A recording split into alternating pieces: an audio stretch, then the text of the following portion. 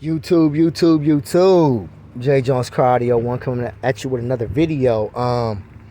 We back in the LT, the Blazer. As you can see it in all its glory. Let me make sure I give you a shot of the Blazer, man. It ain't the prettiest Blazer out there, you know what I mean? But I just want to give you an overall shot of what what we working with. You know what I'm saying? Because a lot of my subscribers have never seen the Blazer, and that's my Dodge Dakota, the Cavalier, the Beast. But this one's slowly taking over, and this is what we're here to talk about today. So this is the Blazer. Copped it a little while back. It's been a good truck, around town truck. Don't know about a highway worthy vehicle. It really worries me. We got some motor problems up there. I think these come with the straight six.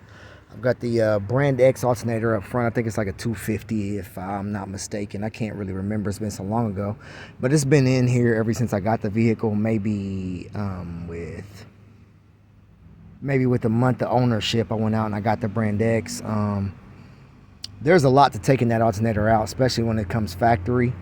And I wouldn't recommend it for the novice character to just think you're just gonna go up in there and take the alternator out and put the Brand X or whatever it is you choose to run in. It's not that easy. There's a lot of components to that alternator and the way that it's set up. Anyway, moving on. I know I told you guys it would take me like a week or so in order to get this system hooked up. And I'm not going to play the system. I'm just over that shit. Or excuse my language. I've got a filthy mouth. I'm just over it. It really doesn't do what it does in person on camera. You know, that's what I'm conveying. So I upload it and you're catching it through this tiny camera mic on the cell phone. And then I upload it to YouTube. And then that's what you're left with. And it just does no justice. I will do that for you guys at some point in time. But right now, it's basically just more about the install and how I have everything set up. And what we're going to do as far as the front stage. We'll get to that after we get to this rear stage. So as you can see, I've got the two Big Veil lithium sitting here looking so beautiful. This was the first one that I got, the original one. And then I bought that one second. He claims that one of these can do an 8K. This is 40 amp hours, I do believe, of Maxwell Banks. I could be mistaken on that. If Vail sees this video, he would definitely correct me on that. Which I appreciate, my brother. And then I got another 40 back there to give me a total of 80 amp hours. Now, I was using the 2K, and on this, I seen absolutely no drop at all. So that's a beautiful thing. And I really fell in love with these Big Veil batteries after that.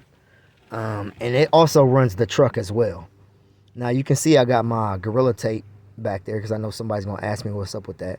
That's keeping that second battery stable. I had to cut some wood to build a platform for this one on the bottom and that one on the bottom in order to keep them in their place as far as level.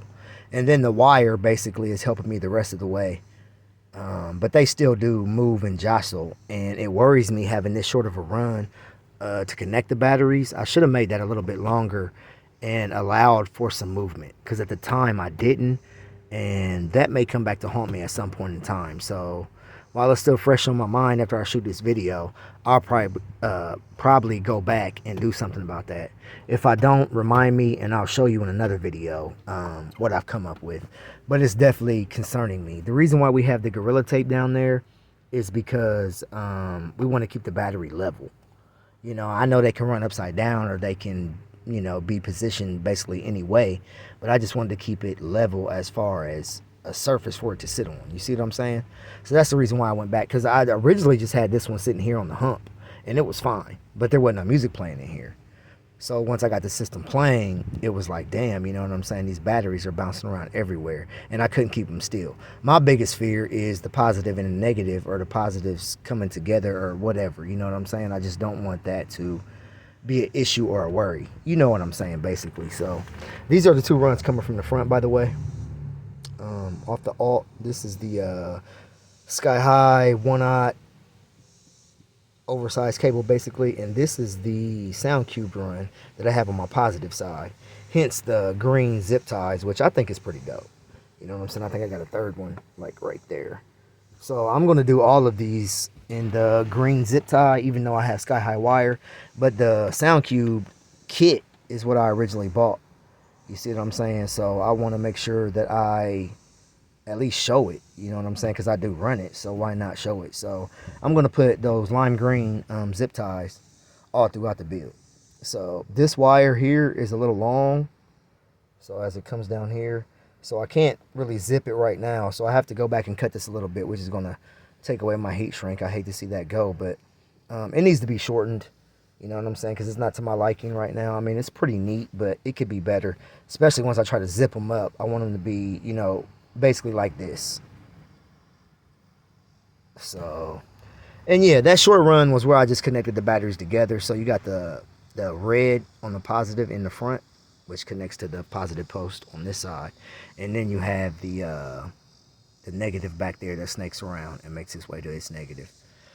And last time I checked, they were sitting at about 13.6 before I put them in. My alt charge is at about 15, so I've only had about an hour of playtime on these, and I'm telling you what, it was way more than enough, and way more than enough for my neighbors. So moving on, we have the TerraAmp MDAK hooked up. One thing I don't like, and somebody in the comments, please let me know what I can do about it. I need another block for my distribution, for my, even if I have to run a relay, it's no issue, which I know you do, basically once you get past 2 amplifiers, which we'll get back to the MDAK in just a second, but I just want to take this time to let you guys know that if you're running like multiple amplifiers or anything like that, you have to start implementing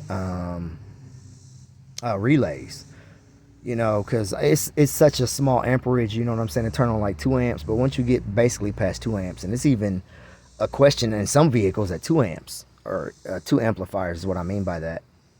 That it makes that bonk, you know what I'm saying, every time you turn it on or off or whatever. And I just don't want to run into that because these doors are actually hooked up parallel. I know you can't see them right now. I'm gonna give you an amp shot, but my doors are actually hooked up parallel with the tweeters and the mid-bass woofer, which I know is wrong. I know I shouldn't do that. You don't have to jump on me. I know. I just threw that together like that, and to get the ohm load to get the 8s loud enough, I had to hook it up that way. But I still have that Fosgate amp, or I might even get a 400i4 to fit like right here. You know what I'm saying? TerraAmp. You know the little mini 40i4 or the 400i4. You know, it's real small. It's like the palm of your hand. You know what I mean? I might get one of those, and then I'm going to put a tweeter on each one. You know what I'm saying? Just to start out.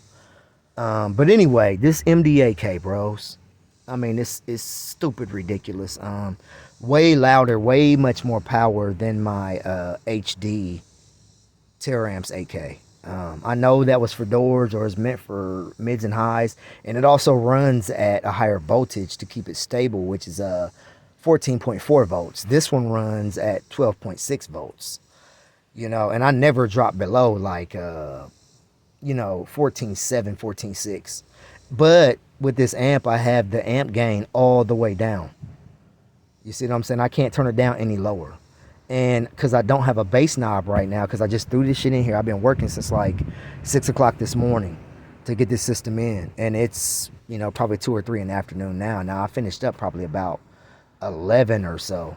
But I worked on this thing for a while. But of course, you got to mock everything up. You know what I'm saying? Then you got to pull it out. Then you got to bring it back. You got to make sure the wire is cut correctly. I mean, there's a lot of stuff that goes into this.